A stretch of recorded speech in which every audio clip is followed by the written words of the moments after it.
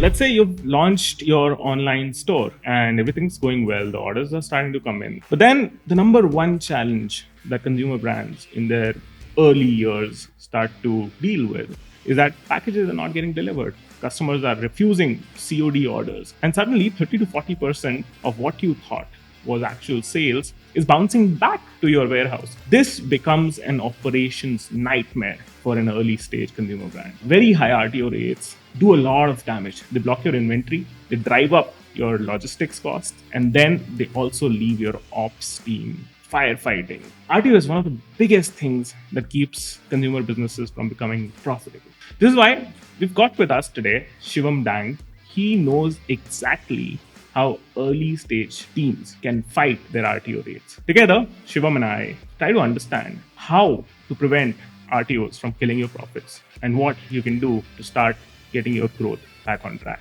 Let's get started. How does profitability suffer in a consumer brand, and what is it that people realize a little too late, or first time consumer brand entrepreneurs realize a little too late? Yeah, I think there are few things that hinder your profitability when you're starting out, right? First one is conversions, of course, right? Like you're spending a lot of money on ads, you're spending a lot of effort in getting the consumer to land on your website. But what happens is after the consumer lands, the conversion rates are as low as 1% in India, right?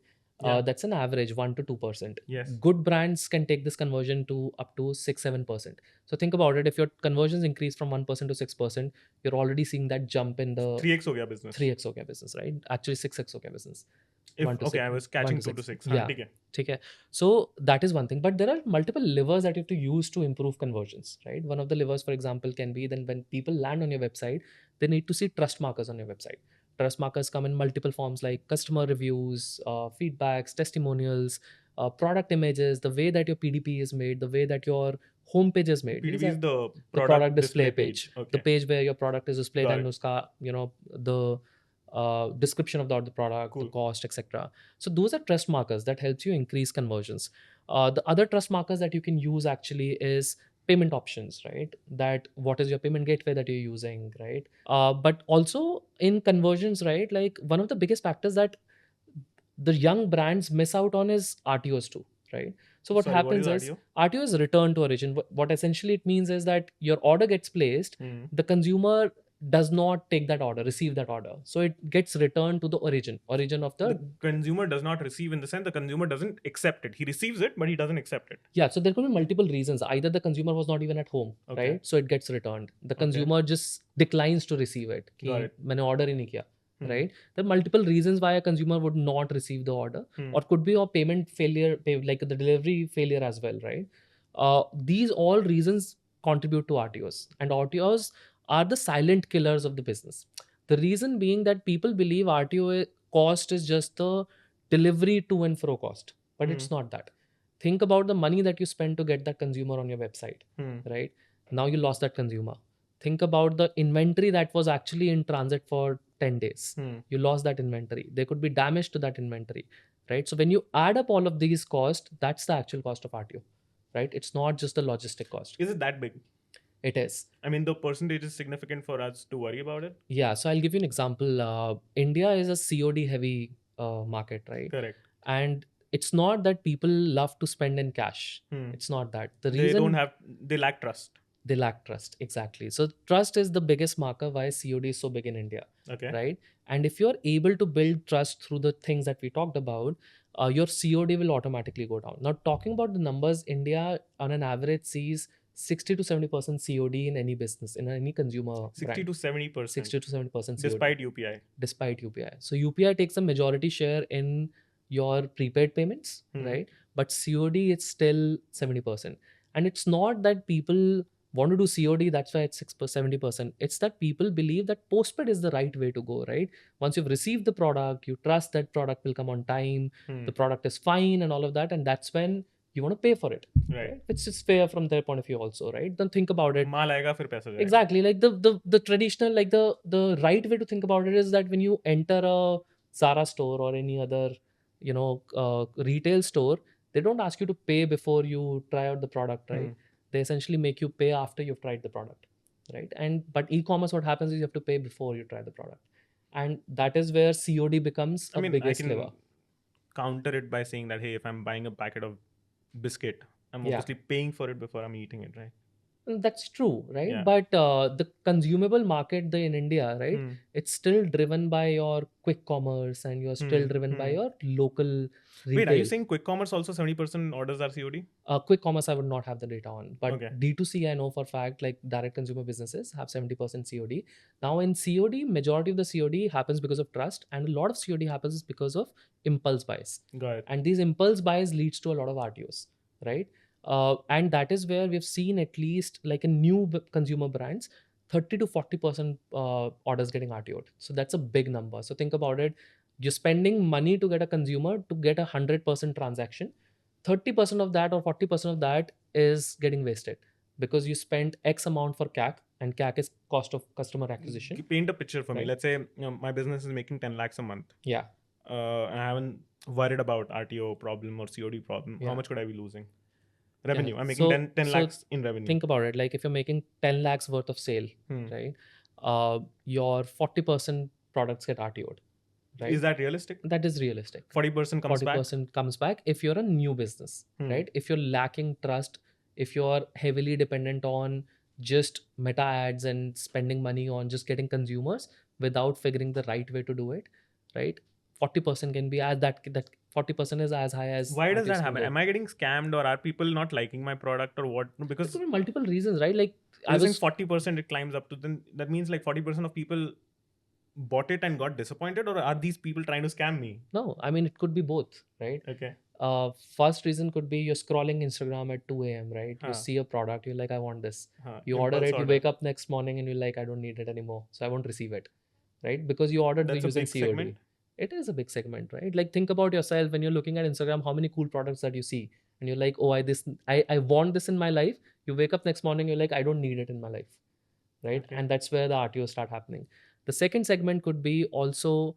So RTOs is different from returns, by the way. Returns is when the consumer has seen the product, experienced the product, Didn't like decides to return it to you. Okay, got it. Right? That is the segment that you were talking about. Hey, they're disappointed with the product, or the product doesn't fulfill their expectations. So you're saying 40% people are rejecting to receive my the order. orders. How? Yeah. Why is that happening? So there are multiple, as we were talking about, right? Impulse buy is one. Second is I am not home, right? And the order was COD. Who's going to pay you money? Got it. I don't want to get into that situation that, hey, can you send me a QR code? I'll pay the QR code. Then you confirm with the delivery guy. You just don't want to get into that hassle. Trust. Yeah, you don't have the trust. Second is when you're placing that order, right? As we're talking about want versus need, right? People change their mind and then they're like, hey, it's fine. Like I can live without it. So those are two major reasons why it's the inconvenience of receiving the order, right? It's the impulse buys. And also there's a segment which is some pin codes, some areas are bound to RTO also because of delivery, like delivery person's fault, or they were not able to deliver. There's some segment to that also. That's, I'll say, probably 5-7% of the segment. But Got it. majorly it's impulse buy, or people just like didn't want to get into the hassle of. So I'm potentially losing, if I'm making 10 lakhs revenue, I'm potentially losing anywhere between 3 to 5 lakhs.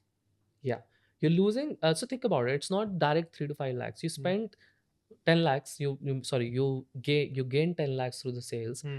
Let's say 30% gets returned, right? Or RTO'd. You lose 3 lakhs there. Plus, think about the meta ads that you would have spent. So realistically, So it's not just revenue I'm losing, it's also hurting me. Yeah, so think about it, like meta conversions, usually the ROAS, which is return on ad spends, for any new brand ranges from 2 to 3x, right? If you are lucky. Fair right? enough. Good brands are able to crack like a 10x ROAS, which takes time, right? But And that's because brand has been built. brand has been built, there's trust, there's enough, Yeah. for audience to see. But a new brand would see 2 to 3x of ROAS. Now you spend, to get 10 lakhs of sales, you spend 2 lakhs in that ad Ads, spend, yeah. right? Now let's assume 30% of that was contributing to those, or 30% audience, The ones that right? were returned. That were returned. So close to what, 60,000. So your ROAS has also dropped. Yeah, no. So your 60, Effective 70,000 effective ROAS has dropped. Exactly. Yeah. It's not And 2, your- it's probably 1.3 now. Correct. So you lost that 0.7 in the ROAS too, right? Which is also the money that you had actually spent, right? So the cost of RTO is not just the business that you lose, it's the business that you lose, it's the money that you spend on ads, and it's also the return logistics of forward and return that you pay for. Got it. So that, yeah, so it becomes like a silent killer that people don't really realize. How do you not get killed? Yeah. So I think there are, as we're talking about, there are multiple ways to do that. There are RTO blocker, that exist, tools that exist to block RTO. The people that are high suspects of doing RTOs, right? You can use those tools. You can, as I said, your targeting can be better once you've understood what kind of audience actually buys, what kind of audience actually works for you. You get that intelligence, you get that data, and you target better people, right? Improving trust markers on your website so that your actual COD orders go down. So think about it. If someone prepays for an order, the intent of receiving this is automatically very high, right? So And also the hurdles of paying at the last moment. correct. I mean, goes then away. the delivery can happen to the guard, the Yeah. delivery can happen to someone at the house, Right. or other things. So the automatically, if you start reducing your COD, right, your RTO start going down. However, having said that, it doesn't mean that if you don't have a product market fit, if you're just trying to force sell your product to someone who doesn't need it, But that's returns. That's not RTO. that's returns, correct? That's like returns. disappointed with the product. Get disappointed with the product. So that's still going to happen, right? Right. But return to origin can be reduced by improving these things, reducing your CTO, improving using tools to analyze PIN codes or people or phone numbers that are essentially prone to do RTOs, right? Got it. That's one way. And then, of course, like there are, as I said, there are multiple tools out there that you can use. Got it. One uncommon insight that you want to give me around profitability or conversions to end this? Interesting. Uncommon. Unobvious insight. Yeah. I think it sounds obvious, right? But a lot of people still miss it. The obvious one is because the reason it sounds obvious is because everyone says product market fit is important, right?